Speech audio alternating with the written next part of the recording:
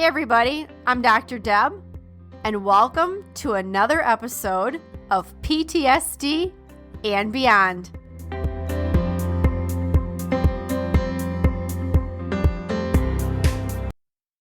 Welcome to the PTSD and Beyond podcast, where we give you insights into post-traumatic stress, trauma recovery, healing, and beyond.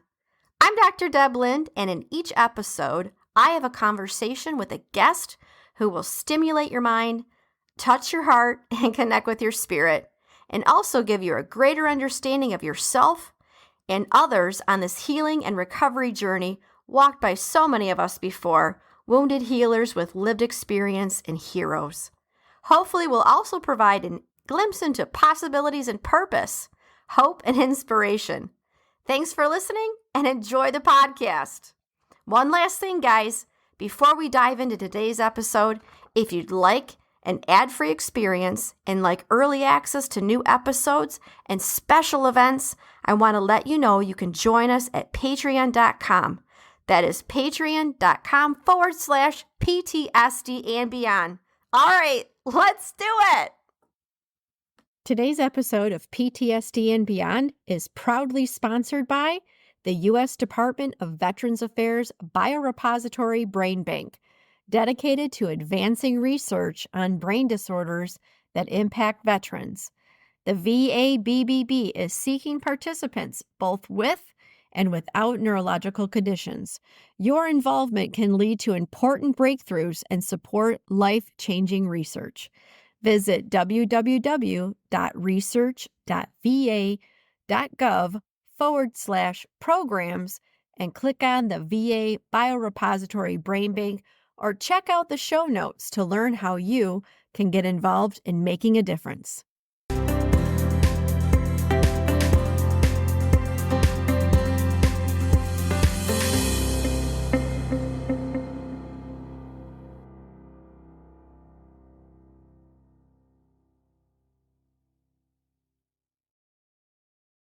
Hey everybody, it's Dr. Deb here with PTSD and Beyond. I feel like Bill Kennedy at the movies.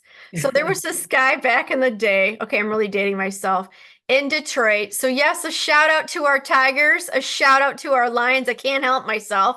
And those that are native Detroiters know who Bill Bonds, Minnesota. as well as Bill Kennedy at the movies. And he used to have this thing where he would talk about, you know, all these fun factoids and then bring guests back on and say, oh, hey, we've got, you know, this fantastic guest. And of course, I want to give, yes, let's do it. Drum roll, please. Dr. Pam Hall, PTSD Unplugged. Welcome back.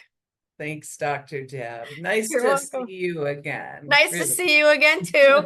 And yes, let's give a shout out to the Vikings, you know, because they did hold their weight the other day. We gotta give some, you know, native love here. I'm just saying, I hate to be wrong on your podcast, but I'm thinking they're 3-0. Am I right? You know what? Actually, somebody in my household did let me know. Yes. And I'm like, okay. The season's still early.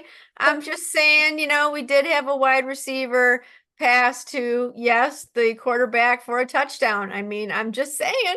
But anyway, we're going to talk about what's going on in the world and the life of Dr. Pam Hall, PTSD Unplugged, some of the things that you're working on right now. There's some transitions, which is really super exciting. So how about give folks an update about, you know, where the life of Dr. Pam Hall, and where are we at with things? Well, because we're launching an audio book, hopefully on October 8th, Yay! you know, but it's our own project, so we're running into technicalities, but fingers crossed, a week from the day we're talking anyways, next week. I'm doubling down. I'm tripling down. I'm going all in. It's like, how can I keep seeing, you know, week after week, day after day, this gap between necessary services and the needs of hundreds of thousands of people who have served our country. Right. So I keep looking for another book like PTSD Unplugged, and I found one, you know, to be fair, called The Soldier's Guide to PTSD. And I always give her a shout out. She's my book with cussing. I'm her book without cussing. She is a Marine who was a therapist during Virginia Cruz is her name. So let me give her a shout out right now. And if you don't mind I'll give you links for her in this, because she is doing workbooks and discussion groups, and that is a part of her day-to-day life. And so my pivot is to have some of that direct interaction part of my day-to-day life. But here with PTSD Unplugged, in the last 3.5 years, 42 months, I've been in 37 states. I've been in Puerto Rico 2 times. I have been to Alaska 15 times, doing VA benefits exams. And, you know, if the news was great, I wouldn't be on social media. I wouldn't be producing an audiobook because the news is not great. And the war has cost us a lot that we're not counting. The long war from 2003 to recently. And you can be politically wherever you want to on the spectrum. The needs of the people who served in that war are not being met. War is, what's the word? Hell? War is actually hell. Yeah. And they're coming back with post-trauma reactions, post-trauma symptoms, and 500,000 are already diagnosed, and that number is just likely to go up. So PTSD Unplugged comes from the conversations that I've had with people really across the United States. And so it is not just my view or a theory's view or one school of thought view. It's how people talk about the impact of war, of assault, of military related trauma. And I can go into some of those details. So my current status is that I'm pivoting to be more available to address this thing I'm just feeling in my gut as a public health crisis that we are not adequately addressing. What are some of the stories are there any stories or themes when talking with our veterans of things that they're saying, you know what, I wish I could get help with, or I wish that I could experience this? Is there some So there's themes so around much. those conversations? Absolutely. Unfortunately, they're full of stigma, right? One way and you know, one side and the other side. Mm. So in my chair, I have the stigma of the examiner who wants to deny everything, which is inaccurate. I have no skin in the game. So a fair trauma-informed exam is my goal every day I go to work. So what do I hear from vets? A very consistent theme is that examinations are not trauma-informed. Now, our vets may not know to use those words, but what they say is, I've never talked about what happened in Iraq like I'm talking now. I've never told somebody my story like I'm saying it now. Nobody's ever asked me directly what the impact of this event is and how it interacts with my avoidance of certain places or smells or this is a theme. People are understanding that it's not just the fireworks that activate memories or the sight of a uniform or the things that we see, or for our survivors of assault. It's not just mistrust of men. It's the way that if they smell something, if they hear something, when they're in the deserts around my house, if they feel the heat of the desert, it brings them right back into some of the worst days of their lives. So this younger veteran population, a huge theme is, what the hell is going on in my brain and why can't I stop it? Mm. So they're sort of a step ahead, instead of just, I'm going to knock back this alcohol to stop this going on in my head, Right. or whatever manner of self-medication, they are beside themselves that they were affected by fill in the blank. So that's a big theme. They know that they were involved in an extraordinary event and they wish that they were not still affected by it. And they know it's PTSD, but they don't want it to be. Right. They know it's PTSD, but they don't want it to be. Yeah. Yep. That's actually right there. That resonates real loud with a lot of us, and then the next phase of we don't want it to be is we recognize that it is. And now how do we help ourselves and what do we do about it? Yep. Yep. Yep. And one of the things that you mentioned before we started recording was is it the University of New Mexico and their studies? What are they doing over there in New Mexico? All right. So another theme in these conversations I have with people as I'm doing an assessment, I'm assessing for trauma memory, which is the core difference between PTSD and anything else on the planet, actually, is the moment in time that gets frozen in time. The day that the most horrible thing happened and everything went sideways or got real, as they like to say. Or, yeah, so trauma memory, we see this in the memories that just intrude when we smell something. We see this in the nightmares that come up at night. Like these are the vivid replays of what happened. And if you don't have never experienced trauma memory, you don't really get it. Yeah. That's really true. I mean, I think one of the things that um, when I do talk with folks that will ask questions is, what do we do about the flashbacks? I want to have the memory, but I don't want to have the feelings and some of the other things associated with the memory, Yeah. Yeah. you know? So what they're doing at the University of New Mexico and other places too, like USC here in California, UCLA has a program doing it. There are neuroscience programs that are looking at brain imaging to see if we can find a biomarker for PTSD. In other words, so the imaging that they're using is called SPECT scan. Look, I'm not that doctor, so I don't know what those letters mean, but it's SPECT, SPECT scan. And what a SPECT scan is it's like an MRI, but a layer deeper. So it measures how much certain parts of our brain are working at any certain time.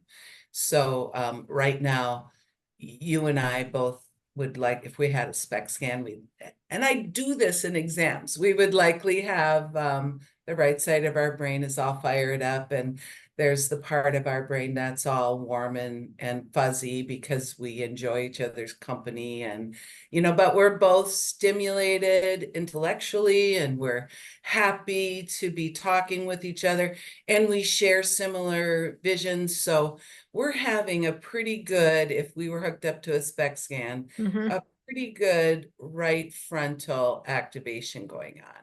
And we can see that on a SPECT scan.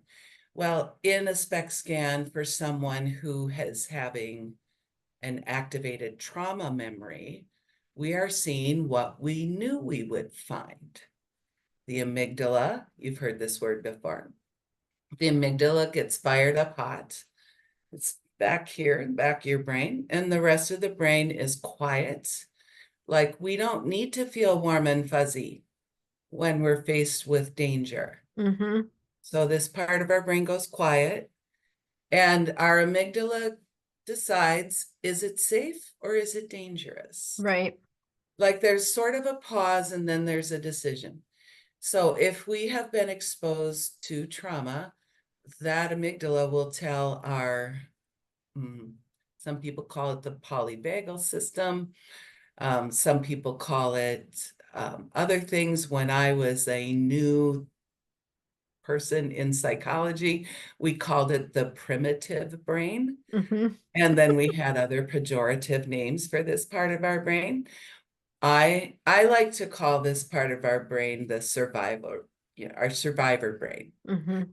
because it's like sort of neutral. I don't want to get into like the polyvagal strategies and thought process is a way of thinking about this activation of trauma. And there's no controversy, it's just pretty detailed. So as a kind of a generalization, you have an activated amygdala that activates this survival response network, and this keeps happening whenever there's a nightmare, whenever there's an intrusive memory, whenever there's a smell, it pops that open. Fireworks pops that open. Being in a dicey situation with men for assault survivors pops that open. Yep. And when it pops open, it connects hard with this survivor response. Mm-hmm. So this becomes hardwired. At the University of New Mexico, the neuroscience department is looking at this to see if it is consistent enough to be identified as a biomarker for PTSD. So there, and then I can tell you, but any questions? I was going to say, you know So, what? Explain what a biomarker is. okay, all right. I know we're So getting a we're getting heavy biomarker, here. We're getting heavy here with the oh, details. that's right. Yeah. I so a biomarker is let's see, where do I start? Make about a 8-sentence definition for I'm 5 years old. exactly. So Can I be so 5 again? me too. I ran into a neuroscientist at breakfast at a bed and breakfast in Anchorage. Yes. And of course you did. I have to say that. That is so cool. Of course you did, Dr. Pam. Of And where course. and where was she located? At the University of New Mexico, who I already had been following for a little while. And this is just random. Random. So thank you. It was so much fun. We were sitting there. She was telling me about how she was looking and working on a team for a biomarker for autism. So let me talk about biomarkers from that perspective and then apply it to, just real quick. Sure. So with autism, since what you have in the autism spectrum is such a patterned behavior, a patterned set of behaviors, what we hypothesize from a neuroscience perspective is that means there's a patterned brain sequence that happens, where perhaps the social part of our brain, which kind of works with us here, is not as activated on a persistent basis, amongst other things. So she's looking for biomarkers there. So let's say in PTSD, we're right that amygdala, which is the beginning spot for memory in our brain, that amygdala is firing up red hot when there's a violent event, and then that memory gets waylaid in the amygdala because it's going to our survivor response, not to our hippocampus. Mm-hmm. All Right. right. So so there's a hippocampus over here. There's a neuron that goes from the amygdala to the hippocampus, from the amygdala to the survivor network. And what if this hardwiring here is co-opting the functioning of the amygdala? We should be able to see that on a SPECT scan. And then that would become a biomarker. Great explanation. Is it? It is. So Yes. Easy to understand. I have practiced this one with vets in these appointments. Oh, nice. Right? Because I have then asked them, so do you feel like these memories pop open and you're instantly on guard? And they're like, yes. And I'm like, that's because of this. It's because of this.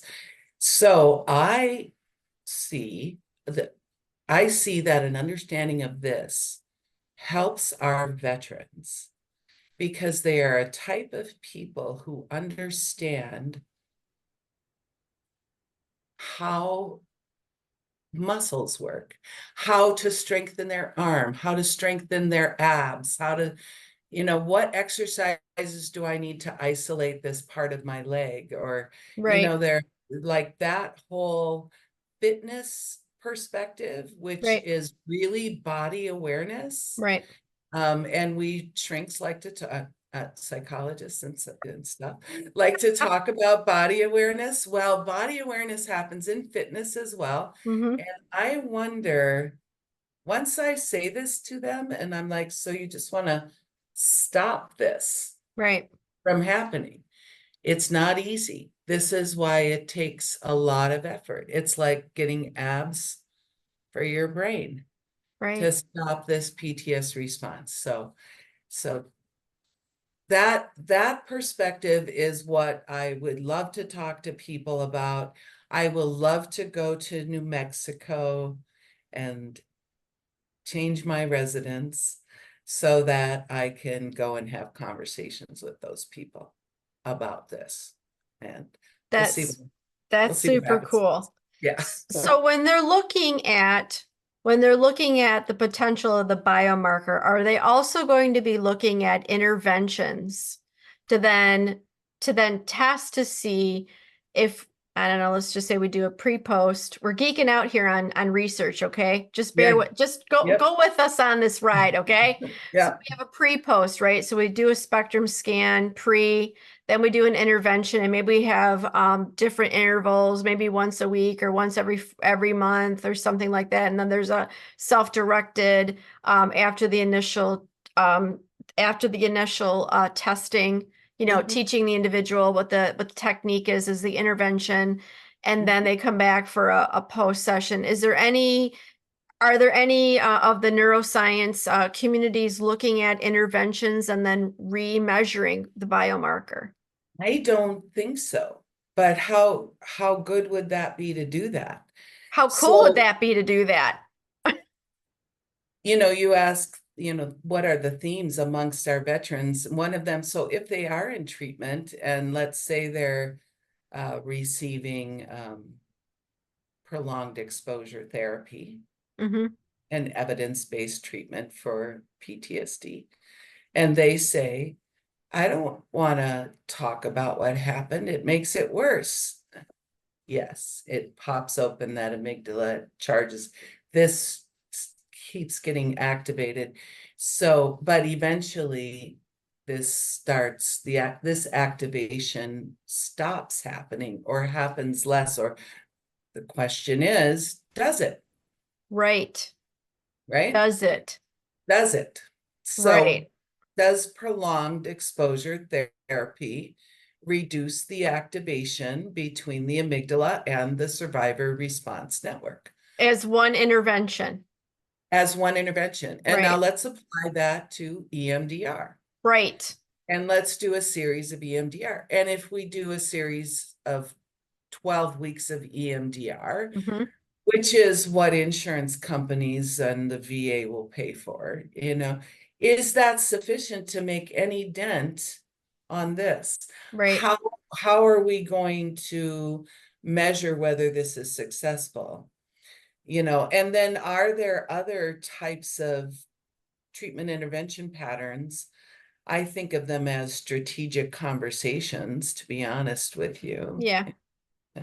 But I've just always been like that with psychology. Let's Come on, let's sit down and have a strategic conversation. Right. You know? Exactly. Why not? What's the worst that could happen? Someone says no, Yeah, or says, yeah, yeah, no, not so much. We're going to go to the yeah, other direction that you and I were talking about before we recorded, that we yeah. both said, yeah, no, not so much. Not so much. So with people, we want to encourage people to engage in evidence-based treatments, we have to tell them why. We have to start telling them why. Right. If Why we and want them, how. if we want them to take lamotrigine or some other medication, which research says somebody had more symptoms before they started taking a medication and fewer symptoms after they started taking a medication. Hmm. Can we have a biomarker to tell us that that's impacting this system? Right. Is there a post-trauma system that's going on? We are so at a place, I feel like we're 8 years late on this conversation, to be honest. So I'm ready for it. I think our veterans are ready for it too. Thank you, Deb. Yeah, our veterans are, I can't speak for, I'm not a veteran, but I can say from the folks that I have talked with, I believe that people are ready for it too.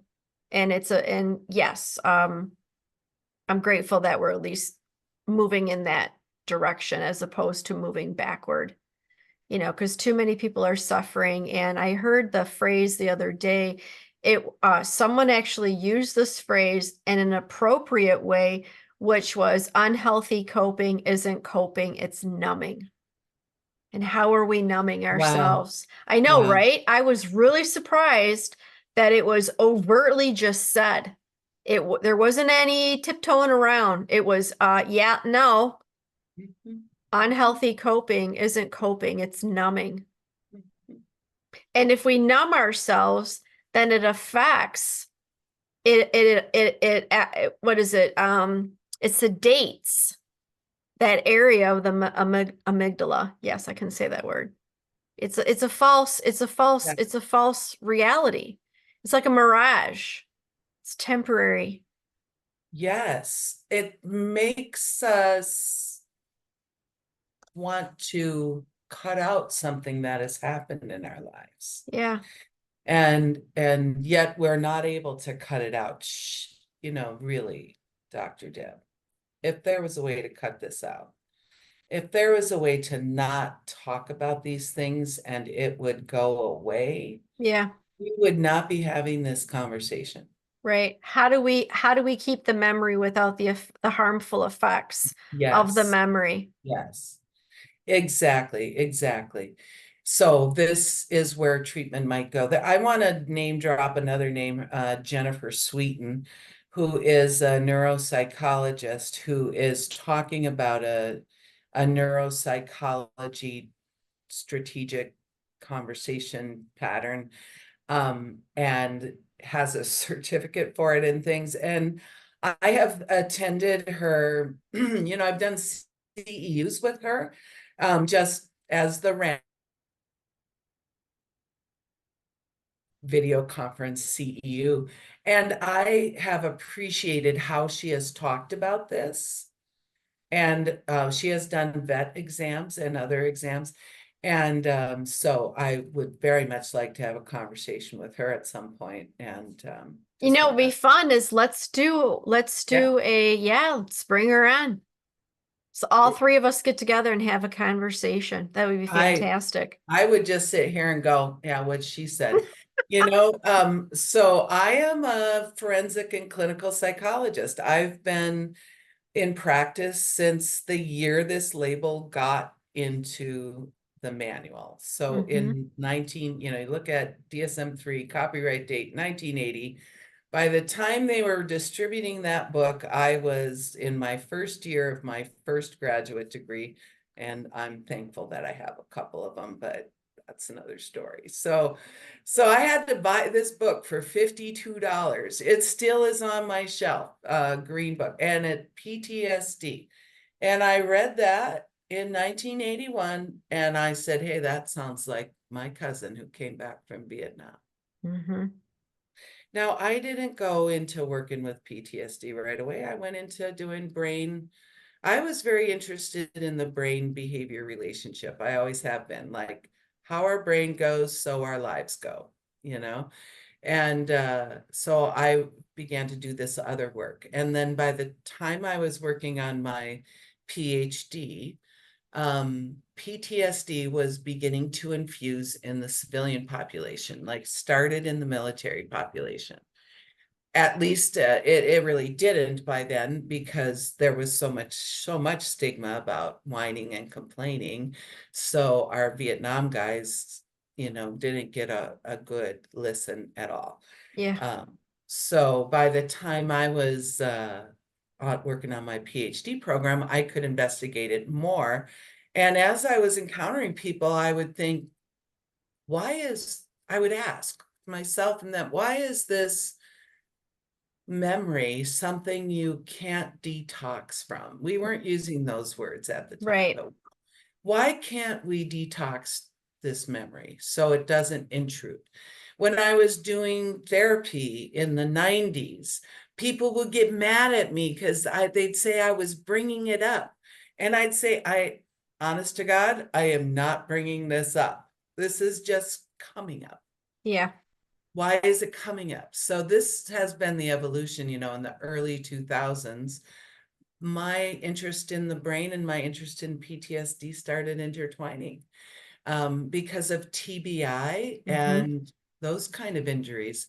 And so by really 2010, 14 years ago, that's when I found out about the amygdala and the survivor response. That's when I really opened my heart and mind to the polyvagal system and what they were saying. That's when I just started finding out what we know now about PTSD, which is that it is an injury Mm-hmm. to our healthy brain. Right.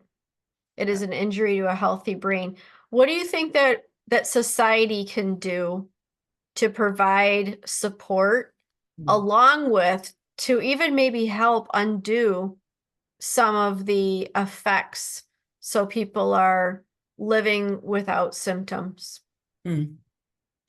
Do you think there's Wow. something society can do? Because What sometimes a, yeah. I look at society and I think to myself, how are we actually I don't want to say being held accountable, but how are we seeing more of, I'm going to take care of my trauma so I don't pass on trauma to someone else, or Mm-hmm. I don't inflict trauma on someone else. Mm-hmm. And I know the phrase that really bothers me is hurt people hurt people. I Mm-hmm. really don't like that phrase because it justifies somebody being hurt with a trauma or an abuse to go ahead and justify their behavior. It doesn't. Mm-hmm. Unhealed people project and hurt onto other people. Mm-hmm. But a person who is at least attempting to know their self, know what their reactors are, make attempts to understand interventions that may have even an incremental little smidge of Mm-hmm. difference, Mm-hmm. healthy difference. Mm-hmm. Otherwise, we're just going to say, well, you know what it is, what it is. Live with it, deal with it. Which Mm-hmm. to me then, continues to project stigma then. Yes. So I think we have come a long way since I've been watching this unfold. So at least now, or in the last, 15 years or so, which feels like such a long time. But in the last 15 years, our cultural rhetoric in the US anyways, and in Canada, because I've talked to, and I know this is the case in other places where I Australia, yeah, for sure, exactly. right? Australia, you see a PTS movement going on in Europe. Yep. And so as we have seen our our lives become more peaceful at home, Mm-hmm. actually. Like violence occurs sometimes, some places, but not all the times in all the places. So Right. there are some of us who don't end up experiencing these kind of violent events. Right. And so we don't develop a PTS response. We don't develop a trauma memory. We just think memory is memory and you should just put it behind you. So what can our culture do? Our culture can begin to recognize that there is a thing called trauma memory, which is different from any other kind of memory. Mm-hmm. And when it's present, it has an effect on people. I've been doing this social media work for a couple of years, and one of the themes or threads that I like to run is the thread I run on get a recovery buddy. Oh, What can our culture do? yeah. We can buddy up. Yeah, we sure can. Since I don't have trauma memory, actually, I can sit in an appointment with somebody who does have trauma memory, and I am not activated. So I can sit there and be courageous and not have secondary trauma, which I really, we could talk about it some more, but I really reject that phrase in the sense that me listening to you is going to traumatize me. It's going to bother me. Yeah, It's going to trouble me. right. I use other T words because of, that's fun. So it troubles me. It might, but it is not going to traumatize me because my brain is not going to, my amygdala is not going to go, oh my God, it's a violent event. Boom, survivor response. That happens when you're confronted. Right. It doesn't happen when you're listening. So what can our culture do? We can begin to realize that buddying up with somebody is one of the ways to help diffuse or the toxic memory becomes less significant the more you talk about, think about, write about what happened and work to stem this, work to disconnect this. Right. It's the connection that's toxic. So let's work to disconnect that. In our culture, we could have buddies. And Mm-hmm. in the military, they get what that means. They like to hang out with each other. It's less toxic for them Yeah. because they're not going to ask each other to talk about what happened. They're just going to be glad that they survived, for a minute. But that's not enough either. So Yep. we really need an active process. Our culture needs to be willing to hear about, talk about war, and not be afraid it's going to traumatize me. Right. It's not going. Does that make sense? Yeah, it does. As a matter of fact, too, when we think about messaging on social media, I think that there needs to be an awareness of what is the purpose of social media. It's attention. It's to capture our attention. It's to Mhm. do whatever it takes to capture and maintain a continuous attention for whatever they're trying to accomplish, whatever product they're trying to sell us, whatever number of data they're trying to collect, because it equates to a business. It Mhm. equates to a business. Mhm. So there's a caution along with a exploration of what am I listening to, and am Mhm. I coming back because it's helpful or hurtful? Am I coming back because it's nourishing, or is it fulfilling is it nourishing or numbing? Look at that. What did you just make that up? I sure did. Boy, you and I we're just a conundrum of genius over here. I love it when people make things up on the spot. I think that's great. I might have to write that down, but I have no paper anywhere. You know what? We have it on a recording. We So do. we'll be able to go back and listen to it. Because, I mean, we can celebrate the wordsmithing because that's how we are. But I will tell you that this way of wordsmithing PTSD resonates. It resonates. If you said, I'm going to steal that and I'm going to make that into a post coming up pretty soon. Is it nourishing or is it numbing? Yeah. So I can totally support numbing for a minute because why wouldn't you want people to have a break? Yeah, but what's the respite? right. How do we get an awareness respite? Yeah. So Yeah. I'm fully aware Yeah. and I have a respite. Yeah. Well, I will tell you that two things have been working in my life where I've been practicing what we preach. So when you're a psychologist and you want to help people find peace kind of regardless of their circumstances, and despite their history, but you want them to get comfortable with themselves. Yep. You better try out the things you think are so wonderful, Mm-hmm. right? Yep. So I have an absolutely beautiful patio right now, and if you can't find peace there, you can't find peace nowhere. So I'm about to move away from this space, but while I've been in this space, I have learned to anchor, ground, be mindful in.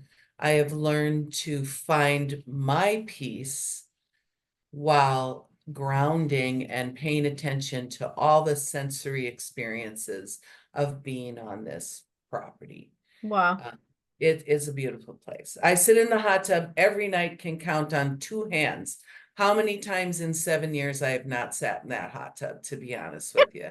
As long as I've been home, because why wouldn't you? Well, you Right. wouldn't if you were too busy. And everybody talks about self-care now. This has been my self-care. So then I have traveled a lot in the last 3.5 years, and I have worked that mindfulness that I have on this property while I've been sitting by a lake in Alaska or in the Grand Canyon or on a reservation in Oklahoma. And that was the hardest place for me to find peace, was at the reservation in Oklahoma. Wow. I just could not stop thinking about all the harm that had happened. Yes. And Right. so, I could not stop being aware of this, my sadness. And, my sadness is my sadness. I'm just saying I could not find peace there because there's too much sadness that happened there. Right. I So, know. right, right. So I think as a culture, we can't start thinking of mindfulness as the new holiness, or like this is another like super high platform that we all must attain or we're Right. thought to be. I know. um yeah, it's like kinder, gentler approach. But mindfulness is going to help us all to know that. I mean, there are times I'll come out from 5 or 6 appointments and I'll just walk down the street or drive down the next highway where I'm traveling that day and go, no, no war here. No, Right. no assault now. Yep. No. And what am I grounding to instead? Right. Trauma memory wants to take you back Yep. and will do it. It's so powerful. So I feel very grateful that I am able to ground just about anywhere that I am. That's Yeah. beautiful. I have an appreciation for the state of Minnesota Mm, because no matter where I'm at in the state, there's always something that draws me back mm, to where I'm at. mm, And it really does bring the depth of, look at this. I was driving to Mankato yesterday. mhm, And on my drive now to, yes, I want to give a shout out to Minnesota here because it is. Minnesota is a beautiful place. It doesn't matter what part of the state I've been, and I have been all over the state. mhm, And mhm. I have found these little nuggets that really do make me say, oh my gosh, really? So I'm driving to Mankato yesterday and I'm looking in the sky. Yes, I'm driving, but I'm seeing in the sky these birds. And I'm thinking, how many birds are up there, right? I was driving on anyway. A lot. A lot. But what caught my eye was I counted 6. And as I was driving closer, because I was thinking, well, these are really big birds. I mean, I can see them. And then it dawns on me, duh, where are you driving? Ooh, are these eagles? So I kept driving like I'm driving and driving. I'm like, am I going to see them? Am I going to see them? 6 eagles, 6 Wow. eagles, Wow. 6 eagles, white tails, A lot of white head, eagles. Yeah. beautiful. And I thought, well, you know what? This has got to be a nest with some babies, maybe, practicing flight with mom and dad. And then I said to myself, stop analyzing it. Present moment. What is it? Mm, 6 eagles. How many people can actually say that they've seen an eagle in the wild? Okay, then it gets better, right? So then I'm driving home and I saw one eagle, and this baby was really close to me. I mean, it was so far mm, down that, I mean, I wanted to pull over, but the problem is I was on a freeway. It was so beautiful. Like, I mean, the wingspan, and it was so low. And I was like, where do you get to experience this? And when you do have, say, a moment of stress, how mm, many times are we like have the blinders on where we're oblivious to things around us that can actually, tug at our coattails to say, hey, did you see that? Did you mhm, did you notice? Did mhm, you notice this? Or like mhm. another time I was up in the North Shore, and uh what I found fascinating was I was sitting on the shore of Lake Superior, and Wow. the Lake Superior shores is rocky. Like there's a lot of rocks. It's not like sand. It's like big rocks, little rocks, a bunch of rocks. But what I noticed was how comfortable they were to lay on. And Mm, yeah, I had a suit on. And they were warm. And I was thinking to myself, wow, people go pay for a massage, with the heated rocks. And here I am just, like Superior Shore right and there. right Yeah. here. And the other thing that I noticed, Dr. Pam, was there was not one person on their phone. All the people on the North Shore that were sitting there, one person was reading a book. There were a bunch of kids that were there skipping rocks, just people talking with each other, but nobody was on their phone. There were dogs in the water.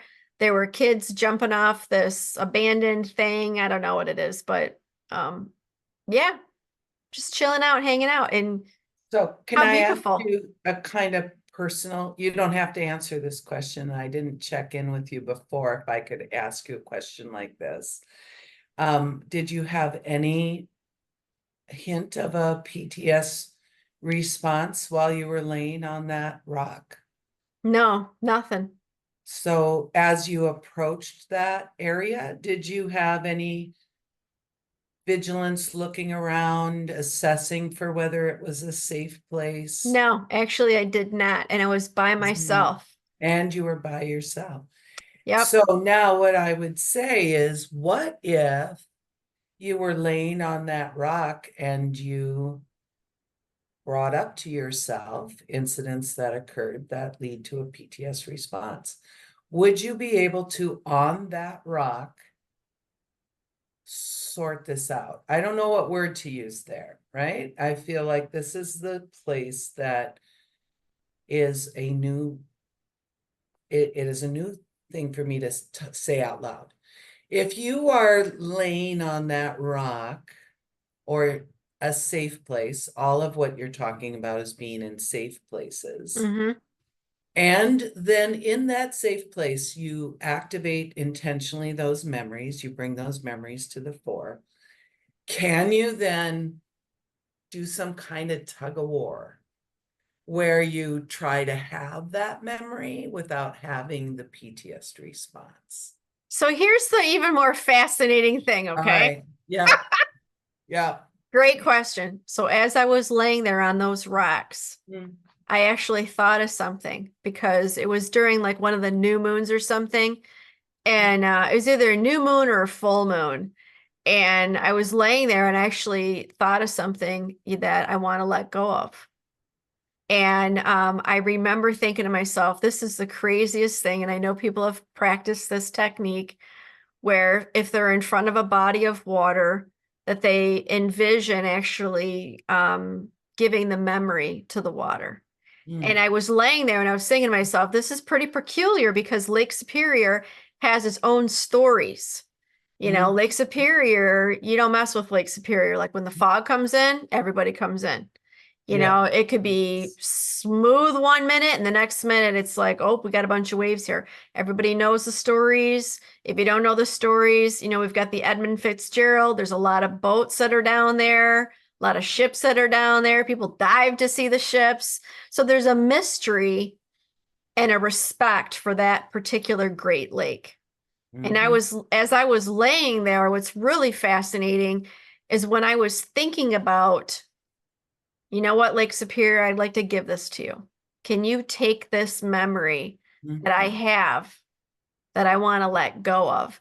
And what I'm remembering right now talking about it was the sound and the comfort of the waves.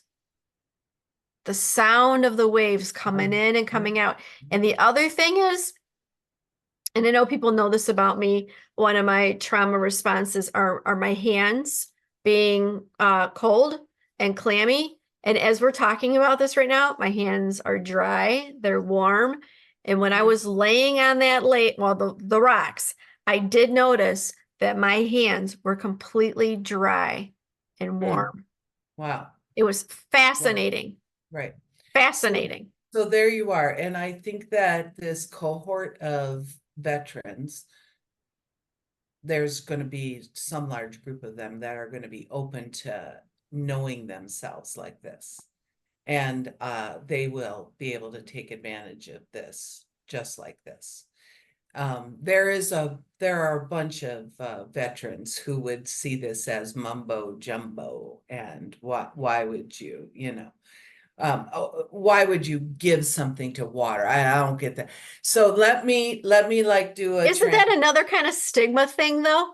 Oh I God, mean, yeah. because there have been people that I've worked with too that have actually told me, stop saying woo woo because it's like they get to a point where they're I don't want to say desperate that but they want that relief so bad. It's Yes, like, what yes, have you tried? If you told me that there would be like, I don't know, I had to do jumping jacks with sprinkles on it, and I told you that it worked, people would try it because they yes, want that relief. yes. That Okay. is so true. And we've seen all manner of suggested treatments come forward over time. So let me say this. Not everyone had to nuance this just a little bit because not everyone listening is in a safe place. Right, correct. So, And for some people, they might have felt being by themselves in an area that you don't know anybody with a bunch of people around. I mean, there wasn't a bunch, but there were enough people around that somebody could have said, like, what the hell is this woman doing? You know what I mean? yeah, And she's in a yeah. freaking suit. Like, what is she laying on the rocks for? You know what I mean? But in Minnesota, we're nice. We don't say shit. You know what I mean? We talk about the person behind the back. Hey, did you see that lady with the red hair on the That North is Shore laying in that very damn true. suit, laying on the rocks? What the hell was she doing? Yeah, I saw her. I don't know what she was doing. She didn't look like she was from here. You know what I mean? I didn't have the attire for one thing. She Uh, was not from around you here. know, I like she's that. not she's not from here, stranger danger. We're not going to talk to her, right? If you're from Minnesota, you know exactly what I'm talking about.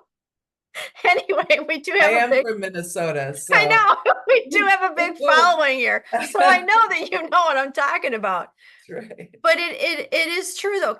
So for some people, just that scenario of I'm by myself, I'm in front of water, I don't know anybody, there's people around me, there's all this activity going around. That might not be a safe space for some folks. That's why we need a buddy. That's why we need a buddy. I didn't have a buddy. I just figured, fuck it, I'm going to do it. I Language. did. No, I did. I kid you not. And the other thing that was even more interesting, I had to walk down this whole boardwalk just to get to where I needed to be. And as I'm walking there, I'm like, why am I going to go do this? And I'm like, I don't know. And I remember it was like a new moon or a full moon. And I'm like, nope, I've heard about this. I'm going to try it. Here I am at Lake Superior. I'm just going to do it. I'm just going to try it. just going to try it. And the first thing I remember was, gosh, these rocks are so comfortable. And I kept looking at them too, like they should not be comfortable, but they were the most I comfortable things to lay on. I love it. I love it because once a person feels and experiences that they can have memory without the PTS response, Hmm. then you can do that again. And Right. then you can do that again. That's right. And eventually you can have memory without toxicity. And how safe will it be to have a buddy there? So I'm not, so what we're saying is if you have a buddy who you can go, and experience that Yeah. with. And And the importance of a buddy is also very practical because when a person goes into a trauma memory, you might lose track, dissociate. You might become disconnected from enough things around you. yeah, You could legitimately be not safe because you're not even normal alert, right, even a good range, a low level of alert. But if you have a buddy you can trust to have your back, right. to be watching for that. So if you start practicing something like this and you go dissociative, they got your back while you're disconnected. Hmm. So that's a little bit more, let's say, detailed for the serious person in this, meaning the person serious about recovery and the Right. person serious about being a buddy.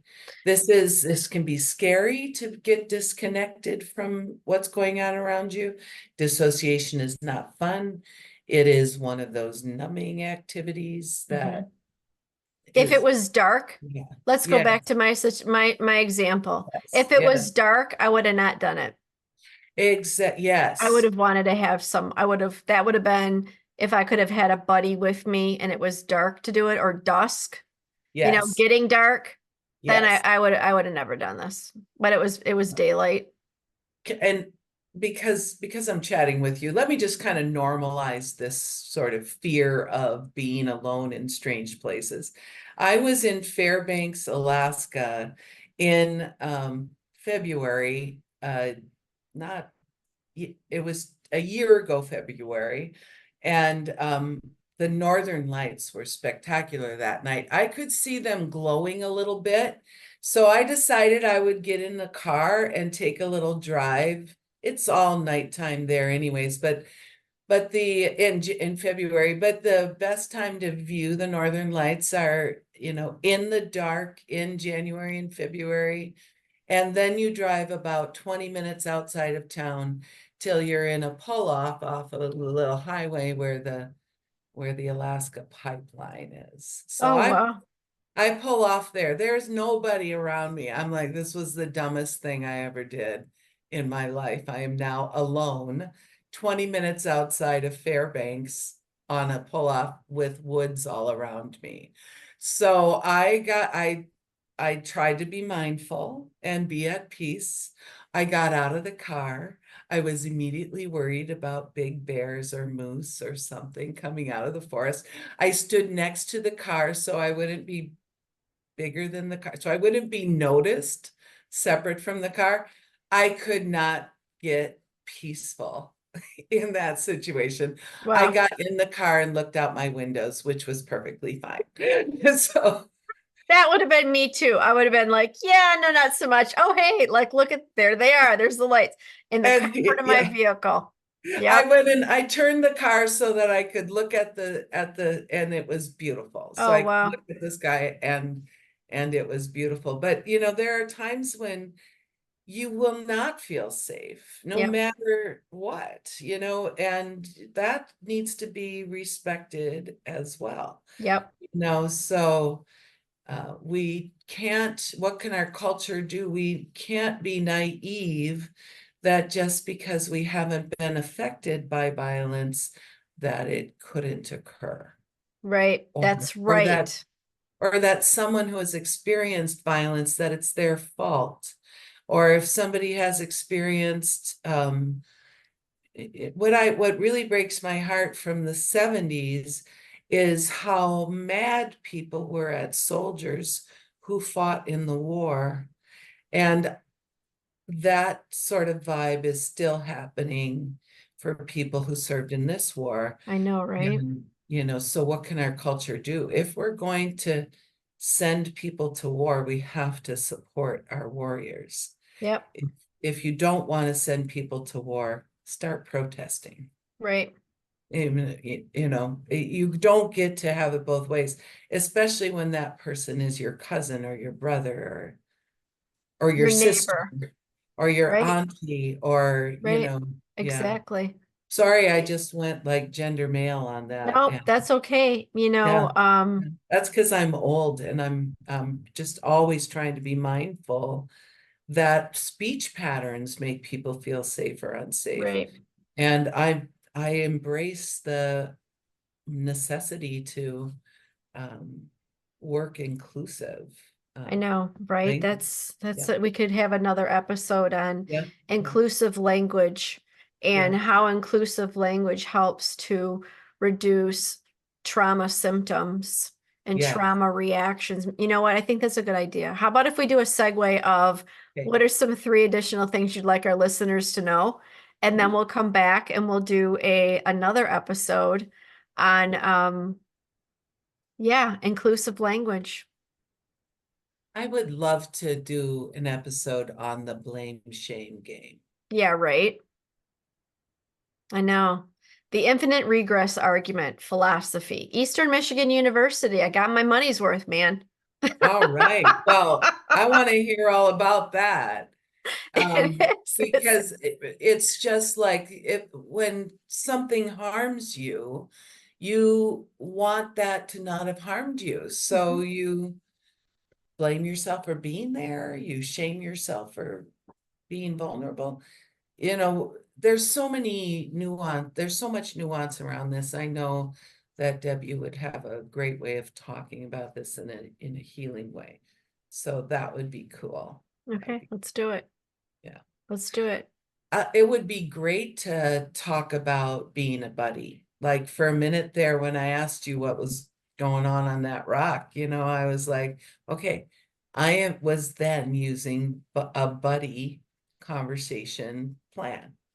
You don't have to say, I didn't ask your permission ahead of time. And then you actually took it in the direction that was authentic to you, which was super. So, when somebody's got your back, and we can edit it if we don't want. Yeah. So what does it look like to have a recovery buddy who has your back? That would be great. I would have to be the recovery buddy because even when I had a car accident earlier this year, I did not develop PTS symptoms to it. So that would be a third topic. Mm-hmm. Why do some people have a PTS response and other people don't? Right. And can we talk about, there's research involved in that a little bit, but it ends up kind of circling back to the blame shame game, like I must be defective since this is impacting me so much. And I think that the short response to that is some people are lucky Yeah, right. I that, know, no that they doubt. escape the PTS response, but And I want to say too, part of the luck that I think that can occur for people are breakthroughs. So yeah. when you're committed to figuring things out, when you're committed to trying things, even Mhm, when you want to quit, because mhm. believe me, you're going to want to feel like you want to quit, Yeah, and yeah, you still get up, whatever, yeah, even whatever it still is defined as. Maybe it means I go to work, I'm not fully, but I'm there and I'm trying my best, right? Breakthroughs will happen. And one day you'll realize that things that used to produce a reaction don't. And you are aware of wonderful day. how it used to, and you're aware of it doesn't any longer. And when a person experiences their first breakthrough moment like that, like you were saying earlier, Dr. Pam, Yeah, another one will come. yeah, yeah, Another one will come. There's a phrase that used to yeah, bother me yeah. years ago, if somebody would have said any rendition of it's not good enough, it's never going to be good enough, any shape, form, or anything like that, it would have really been very harmful. And I can remember saying to people, please don't use this phrase. You can use any other phrase, but not that phrase. But I had to do the work to work through the attachment of what that phrase meant for me, as well as the vulnerability of sharing it with people who used it to do harm, knowing that it was already a hurtful statement. So why I'm sharing that is people can have different levels of breakthroughs, and you're aware of it. And when you have that first one, I kid you not, it's like a it's an experience of like shock. Did that really just happen? Shock and like excitement at the same time. Like, did I really just? And then you're like, wait a minute. Yeah, I did. I did. You know, the aha eureka moment. And then you have this letdown effect, this relief. And then the relief, and then the joy, and then the gratitude. Because the person you're giving so good to hear it. So no, it's okay. I'm just like, yay. So when it happens, and I talk about this, I do talk about this example because that was so hurtful, and the meaning that it had. You know, you talk about how the amygdala, you know, sticks and it goes, whoop, there it is. You know, it is. It's a whoop, there it is, but not in the way that you want to stand up and dance. So we can certainly have, sounds like we got a couple episodes to do where we're talking about language, we're talking about breakthrough moments, and setting the, I don't want to say the stage, but setting the relationship of the possibility of having a buddy. And what does that look like? How can we be our own buddy? And how can we also be a buddy for someone else? And how can we invite a buddy in to be a buddy for us? And the hands are still dry. Sounds and that's great. Just saying. Just saying. Well, you know, I know that getting better from PTSD is hard. It's really hard. Living with PTSD is harder. That's right. That's absolutely correct. I think that's a beautiful way to segue in. Where can people find you? Even though I know if they listen to the other episodes, but let's give a shout out to where people can find you. And yes, your book and the audio version coming out in a week. We do have a website, ptsdunplugged.com. We're on Instagram, LinkedIn, and Facebook. I might open a Threads account, but I haven't experimented with Threads. We were on Twitter, but now it's not the place. Yeah, it's not like it used to be. No, I know, right? I so miss our chat. I so miss the chat, you know, and people have been messaging, asking about, I kid you not, I got one this week about, you ever thinking about just doing a reunion? I'm like, you know what? It's not the place anymore, though. I would be more concerned about something going wonky than something going right. Too many, what do they call them? The mean people and the bots who. Yeah, the bots. The bots and the mean. Yeah, and the mean people. You know, not cool. But so Instagram, Facebook, LinkedIn, and the book can be found on Kindle and Amazon in hard copy. Nice. And a week from today, which might be 2 days from the broadcast of this podcast, on October 8th, we should be up on audiobook. But I'm kind of hearing we might be a little delayed, but not, we'll just see. That's all right. It could be the 15th, but when we're there, we'll be on audiobook. All right. Is that what you call it? Yeah, Audible. And Yes. all the hyperlinks will go directly to Dr. Pam's website, along with ptsdunplugged.com and to Amazon, where people can find the book on Kindle also. Yeah. And you can see a picture of actually the book's right there. Yeah, and we have a new cover because we thought we needed to show people emerging Hmm. from difficulty in our cover. Right. And so that's part of where we're at right now. Like, is the cover ready? Because this is just a local us. We're doing it. I read the book. It's about five Oh, and a half hours to listen. Um, my son Devin Henderson was my audio producer. He oh, does wow. this for a living and tucked me in and gave me the family rate, which is very sweet of him, and which is fair and all of that. I mean, fair for him to get paid to do this work for me. So anyway, a lot of it. And then Jessica Kreiser, the founder of At Mindful Admins, has been helping me in every single way to get this, just to keep the message going.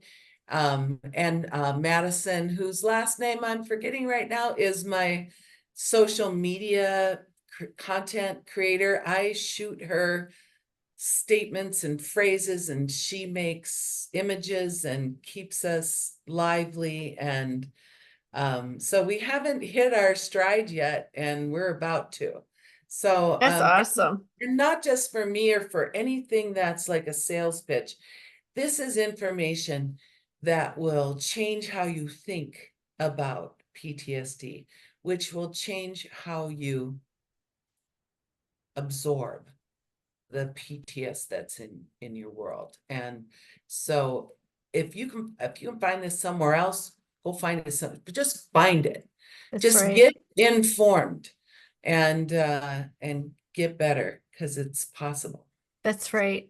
Get Yeah. informed and get better because it's possible. All right. That's a great, All yeah, right. there's many quotes in here. But Dr. The slogans are real, man. They're not fake. They're 40 years of living. Here's one more I'll give you. Look, if people didn't get better from PTSD, do you know what I'd have done? Something else with my entire life. That's But right. this is where I've been camping and growing and learning for 40 years of, professional life. And it's a passion for me. And people get better from this. That's Yeah. right. They do. Yeah. They definitely do. And we're grateful that you're doing this because you're like the reason why people are getting better. So thank you. Thanks. All All right, right. you guys, this is Dr. Deb with PTSD and Beyond with Dr. Pam Hall of PTSD Unplugged. And you know what I'm going to say? We're better together, we're stronger together. Take what resonates and go beyond.